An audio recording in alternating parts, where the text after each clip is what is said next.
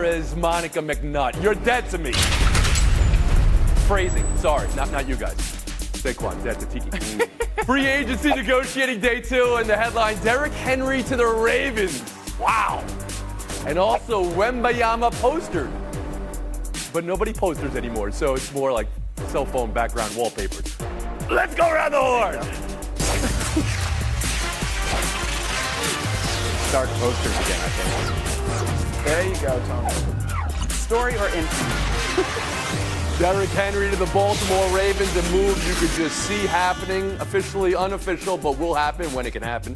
Just imagine lining up on the other side of Lamar Jackson and Derrick Henry. Like, you want to be cut by a Hattori Hanzo sword or Thor's hammer? What do you want? Also, moves today. Aaron Jones to the Vikings, Patrick Queen to the Steelers, Shaq Barrett to the Dolphins. Mina Kimes, big winner so far in our legal tampering window. Because remember, free agency doesn't start until tomorrow. But who's the big winner today?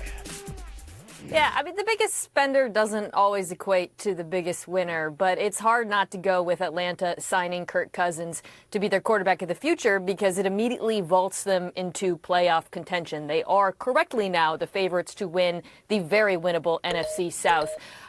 There's a bit of risk. It is, a 36-year-old quarterback coming off of an Achilles injury, but he was by far the best option. He was an excellent fit for what they want to do on offense with a new offense coordinator, Zach Robinson, who comes from the same McVay tree that Kirk's previous head coach, Kevin O'Connell, comes from. And their skill players will no doubt benefit from Kirk's prowess throwing over the middle of the field. So I really like the fit. As far as losers, to me, the obvious answer here is Carolina, trading away Brian Burns for a pittance, a second round and a fifth, especially when you consider the fact that not that long ago they had multiple firsts on the table. To me, it's not just the return being significant for a 26-year-old pass rusher who's one of the NFL's best. It's the fact that this Carolina roster now has really very little to build around. They are barren. And when you look at a rebuild, you want to hold on to players like Brian Burns because those are the players you hope those draft picks turn into. I don't understand this move at all from them. Emily Kaplan, day before free agency. You have a winner, you have a not-so-winner. There's one person that I think is massively the loser, actually, and it's Justin Fields. And it's because, as Mina just pointed out, the Atlanta Falcons, who he could have gone to, chose to pay a 36-year-old $100 million in guaranteed money despite coming off an Achilles tear. And, I live in Chicago, and I just feel like his characteristics so much fit the ethos of this city. He's humble, he's tough, but it's so clear they want to move on. And any of the teams he could have moved on to picked to spend more money on veterans despite the fact that he makes only $2.7 million this year. So now he's in this weird purgatory where they're going to draft Caleb Williams and maybe he just sticks around in training camp and waits for someone else to get injured to be their backup. And to me, that is a loser. This is interesting to me because Mina just said Cousins was the best available of the free agents. But is a 36-year-old Cousins at the money he was paid better than a 26-year-old Fields via trade would be a question I would pose. But we'll go to Israel Gutierrez first. Well, there's a couple of winners, and I thought they were team-related, but also specifically to players. I thought Jordan Love and the Packers really benefited. They got younger. They were already the youngest team in the league last year and sort of ahead of the game, if you will, ahead of their own clock. And they got younger. They got Josh Jacobs in there instead of Jones. And they just feel like they're, again, ahead of the clock, but still finding a way to stay younger and stay relevant for the long term. And I think Max Crosby and the Raiders, because of Christian Wilkins, and I know it makes me very sad to see him leave the Dolphins, but he was at times an explosive defensive lineman for the Dolphins, probably their best defensive lineman for the course of the year. And the idea of Max Crosby and Wilkins on the same line, and if you saw Hard Knocks in season, you saw how much the Dolphins loved Max Crosby. And I thought in the long term, hey, maybe that means Max Crosby to come to Miami. Instead, it went the opposite way, and they took Miami's best defensive lineman. So I'd say those two are a couple of And Monica McNutt. All right, so hear me out. I totally agree with Mina in that you like that Kirk Cousins. Finding a way to another bag is really the winner in this. But just go with me here, guys. Russell Wilson does okay. Like, he lands in a spot where he's going to have an opportunity to probably play and help this team. You talk about a guy who's known for his culture and an organization known for their culture. It could be worse for him. So I think that's one to keep an eye on. And then for me, just in terms of, I don't know if I want to call them losers yet. They haven't done anything exciting, but like, what's going on in Washington? Like, Austin Eckler, cool, but like he's later in his career. Well, they've signed half the Cowboys, I think, right? And the Cowboys have only basically signed a long snapper. So, Mina, back to you on Kirk Cousins versus Justin Fields, if it could be that equation, even though I know it's not exactly that. Yeah, we're learning a lot about how the league views Justin Fields. To me, like Kirk Cousins versus Justin Fields, everybody would agree Cousins has been the better quarterback, the more consistent quarterback. But when you see a team like the Raiders signing Gardner Minshew to a 2-year deal, about $15 million or so guaranteed, that's where I get confused. Like, why wouldn't they trade for Justin Fields?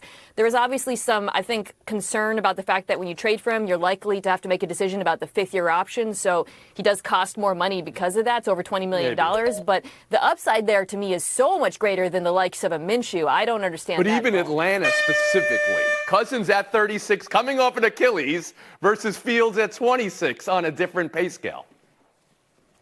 I think it tells us something about the kind of offense that Atlanta wants to run. You know, I mentioned that they hired Zach Robinson from the Rams. That's not really as good a fit for Fields as it is for Cousins. So to me, that makes a lot of sense. Derrick Henry doesn't get a rise out of anybody here today. Derrick Henry and Lamar Jackson in the same backfield, so to speak. Gary.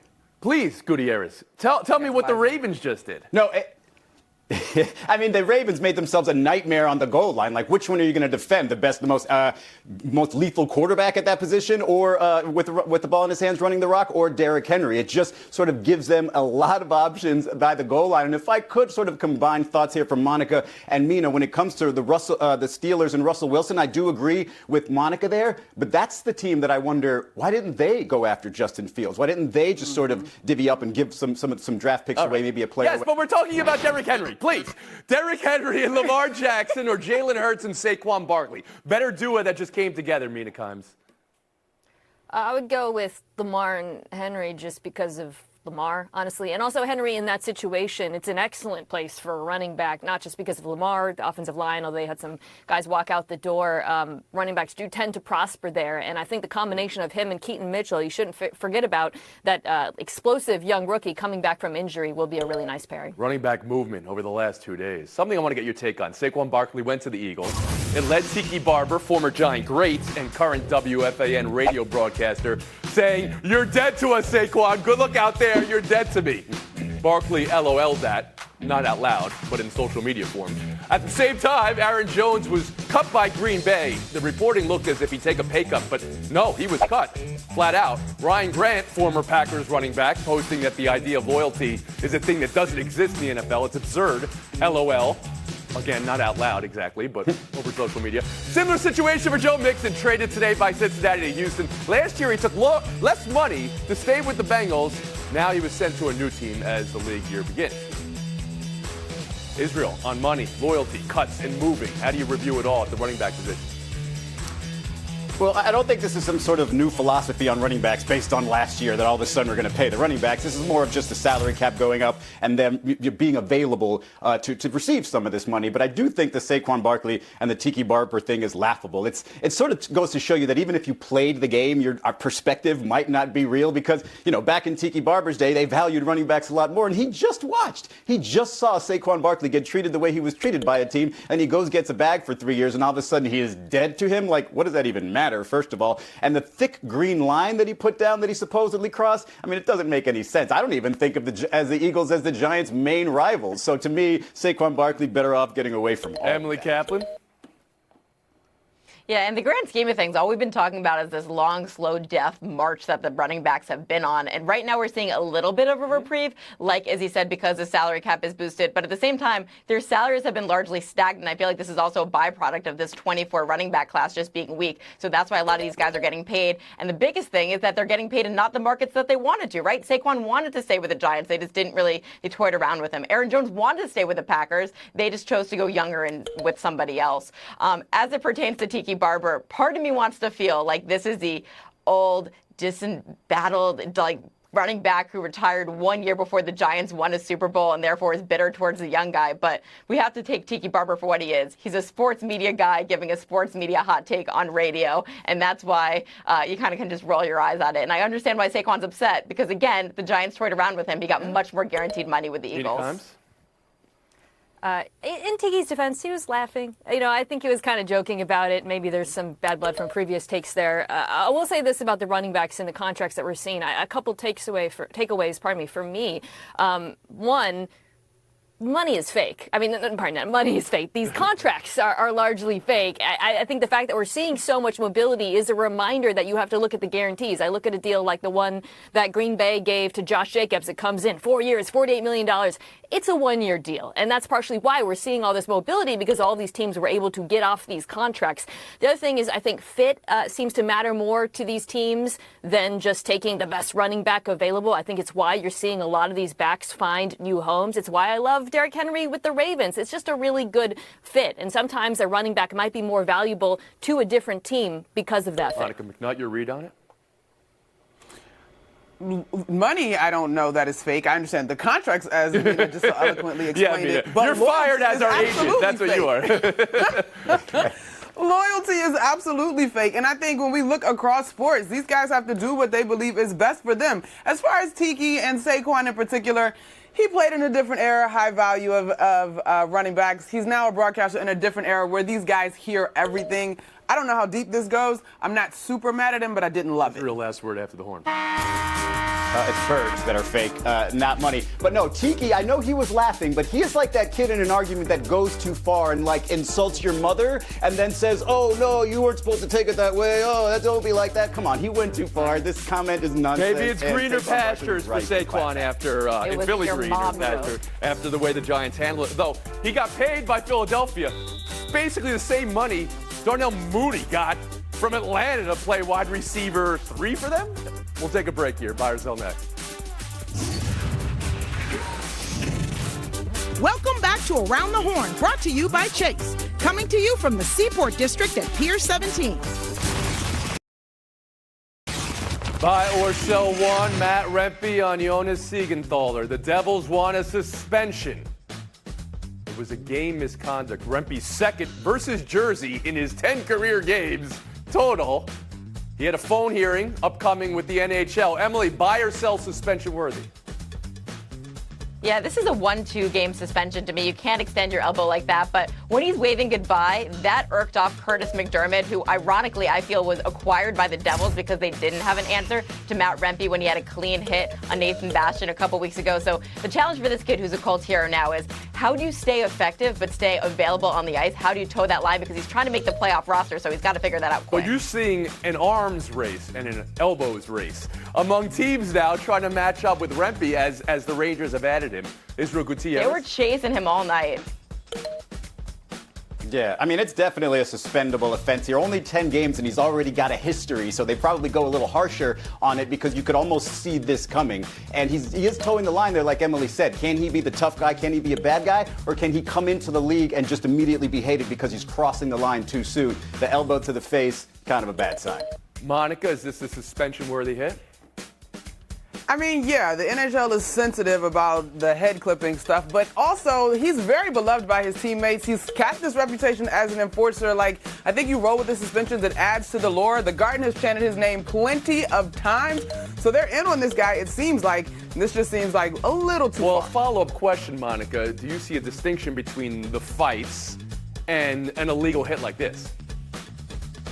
I do see a distinction, but I also think when you've got a guy that's looking for fights, like, that line to me is blurry. And I get NHL is filled with all these unwritten rules and we should say head, neck, and shoulder, that kind of thing. But, like, if he's the guy that has played as many minutes as he has penalty minutes, like, he's not afraid of contact. We know that.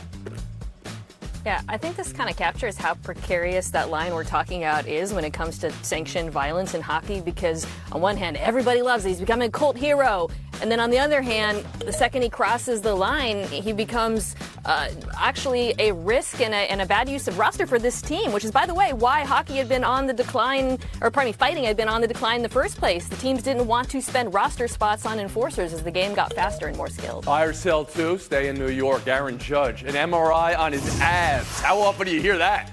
Came back clean.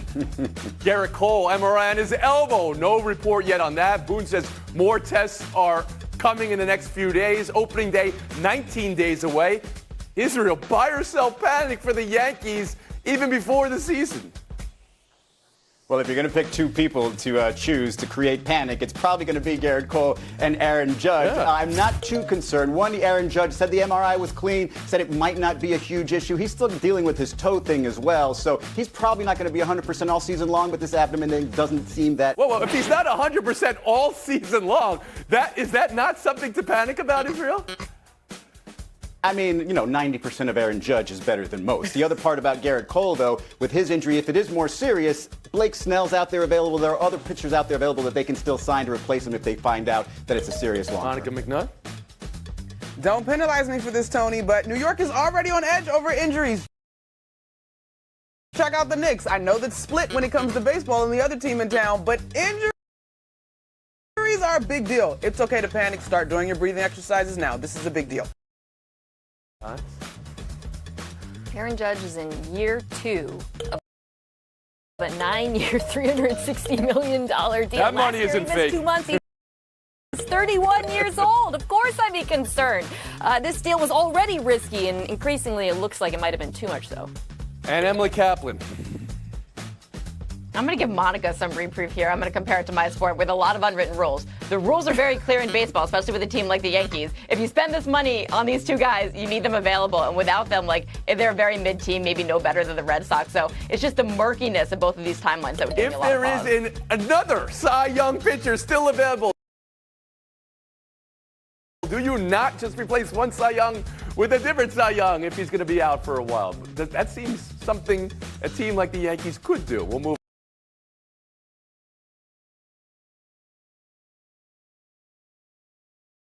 on. Buy or sell 3. Trace Jackson Davis on Victor. Things that we have not ever seen before. So that's a big deal. Also, I think the bigger thing here is the Warriors finding some real energy and trust with their young players. Jackson Davis, Kuminga, Brandon Pajemski. I think Wemby will be okay, though. Times.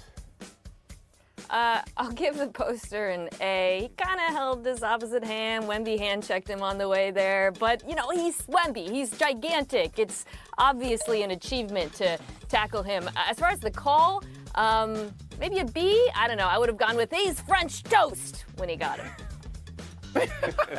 Someone can use that later. Emily Kaplan. Trey Bien, Mina. I felt like Wemby got dunked on harder by the announcer than the actual play. Invoking the entire country of France was a little dramatic. But I love how understated Wemby was after the game. He's like, look, you're going to get dunked on in this game, and I make a lot more blocks in those situations than this situation I absolutely typically love happens. hearing that from him. And Israel Gutierrez. Merci beaucoup. I initially downgraded it to an A because, as Mina said, he was assisted by the offhand. However, it's Victor Wembanyama. This may never happen again. It's absolutely an A+. Trace Jackson Davis. That is probably the greatest poster of the year. It is. Israel Gutierrez and Monica McNutt. What you just don't know is that sweater is not just blue, Monica. It's not just turquoise. It's not just lapis. It's actually cerulean. Cerulean. Showdown next. Kynes, Kaplan. Another triple-double for Nikola Jokic last night, and a comeback win for the Nuggets. But check out this moment. This was spurring the comeback. Close out-of-bounds call on the sideline goes the Raptors' way. Jokic looks like he needs to tie his shoes very urgently, giving his bench more time to look at the replay and then review it. It's possible his shoes didn't even need to be tied, but that's what he did. He's done this before. Did this against the Celtics similarly. So both times the calls worked for the Nuggets. Mina, you going to tell us this is fair or foul? I think it's fair. Hate the game, not the player. I will say this is the most he has ever lived up to his nickname of the Joker. But I think moving forward, given that he's done it twice in 4 days, they might want to crack down. Emily Kaplan? Oh, sorry. I thought I could buy myself some more time until my joke writers back there could think of something quippy to say. Yes, I think it's fair. 12 out of 10. Well executed. No notes.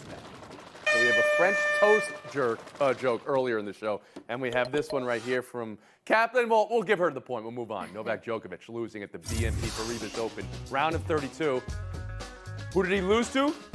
Luca Nardi, number 123 in the world. He was the lucky loser into the tournament. And the details here are insane. Djokovic had won 1,095 single matches in his career. Nardi had won 4. Djokovic has 24 Grand Slam titles. Nardi never qualified. Nardi grew up with Djokovic's poster on his bedroom wall, which previously I said nobody has a poster anymore. Clearly somebody does. The crowd was cheering Luka at the end. Emily, was this more about Djokovic or Nardi? All right, you already gave me the cheese, so I'm going to say I feel like the lucky loser sometimes when I get to share the screen with Mina Kimes. This was all about Nardi, though. I mean, he didn't even know the rest of the draw. That's how focused he was on this match, just as I'm so focused on trying to beat Mina. I'm going to go with Djokovic because I am officially concerned, not just because it's been months since he won, he hasn't won a title, or the fact that this is the first time in 6 years he's lost to an opponent outside the top 50, but he didn't make him work when you watched. He just didn't look like himself. You think this is a concerning loss for Djokovic? Interesting. 100%. Concerning loss maybe for Kimes. Kaplan takes the crown.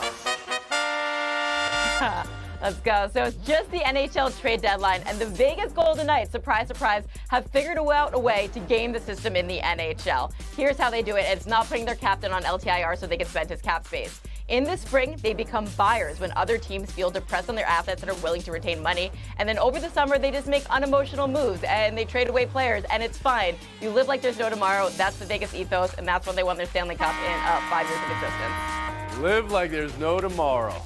Money is fake as well. These are things I learned on today's program. That's it. 23.5 hour break.